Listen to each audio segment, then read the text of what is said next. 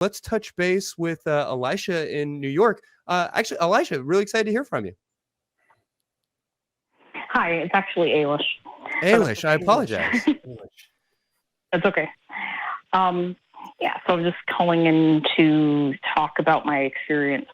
I grew up as a evangelical pastor's daughter in the 90s and early 2000s. I now identify as a lesbian, and I did find that for sure in my deconstruction, which made the deconstruction all the more stunning. I tell some friends of mine that if you had told me a little over 10 years ago that I would be a lesbian and atheist today, I probably wouldn't talk to you anymore because I would have thought you were insane. Yeah.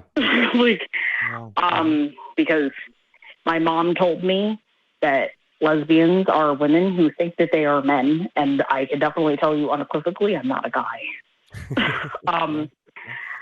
Yeah, I did find, though, at first I was dating just men, and I found that since I grew up in purity culture, that I didn't know how to relate to men, even as an adult woman in my 20s at the time. I'm 36 now.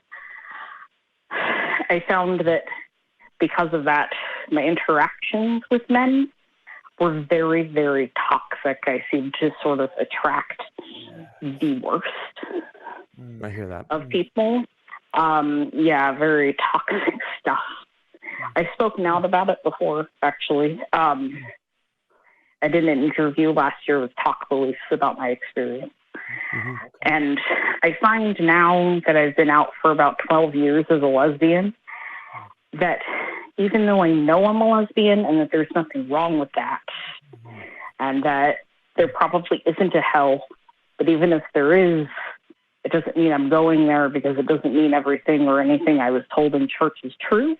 And it's still really hard to accept myself sometimes. Sure. I'm in what we call a romantic friendship right now.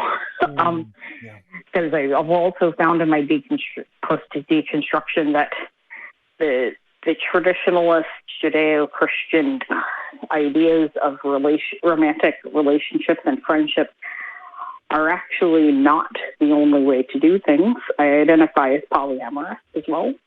And even though the person I'm in the friendship with is a very kind person who tries their very best to be as accepting and as understanding as possible, I still have trouble. I hope this doesn't, well, it might. I'm sorry if this triggers anybody. I find that I feel sexually dysfunction at times, even though I know there's nothing wrong with having sex for fun. And even outside of a obvious romantic relationship that the general world accepts, it's still hard, even though the person is not doing anything that's actually violating. To me, it just, I can literally hear my mom's voice in my head telling me what I'm doing is wrong. Yeah, it's worth really highlighting how common it is for folks coming out of religion to have those kinds of anxieties and just those lingering doubts in the back of their mind. Is there anything specific or concrete that you might recommend to folks that are a little bit earlier in that journey and are working to sort of deconstruct after leaving religion? Yeah, so I know this is hard, even from a personal standpoint. I'm only now finding what I call a chosen family that's actually good for me. But if you can possibly at all, even if it's one or two people, try to have people around you that listen and really care. If I had, I lost everybody when I came out as an atheist and as a lesbian and even as an ex-Christian, and at the time, and I am just really grateful that I have the people around me that I do now. I finally feel like I'm healing. I'm not in therapy. For me personally, traditional therapy doesn't work.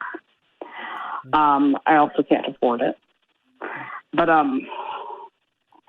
it's just try to listen to shows like this. Honestly, if you see me on the internet and you just need to talk to somebody, please message me. I am more than willing to listen to you. I know that might feel find the like good talking people to a perfect stranger. Sure. Just try to find good people. Yeah, like you said, in a nutshell, try. Well, I certainly appreciate that. Atheist, even if you're not an atheist, a lot of atheist community groups are very accepting and can be really good for your mental health to be around. I live in Buffalo, near the Center for Inquiry. So, that may be the answer. But I was going to ask before we talk to our next caller: is there a particular group, a particular community that you want to maybe recommend, or that might be a nice soft landing spot for somebody who is looking for that safe person in their life? Yeah. So I'm new to Buffalo, but if you live, it's just, for example, if you live in the Delmarva area on the East Coast, I highly recommend the Atheist Community in Baltimore. Those people have been a huge help in me healing, even though I'm still in that journey. Just sure. The Center for Inquiry, the United Coalition for Reason are really, really good people, even if you're not a person that identifies as atheist yourself. That's great. Well, I definitely appreciate you being a part of our community and helping to, I think, just allow people to feel a little bit more seen, especially as Drew and I stand up here and talk about our experiences as largely cis-het white guys, to recognize that deconstruction looks different for everybody, but can be especially challenging with those intersectional identities. So thank you so much for giving us a call tonight. Great to meet you, Eilish. Thanks for coming on and sharing your story. Happy Pride. And happy Pride, yes. Happy Pride, absolutely. Thanks so much.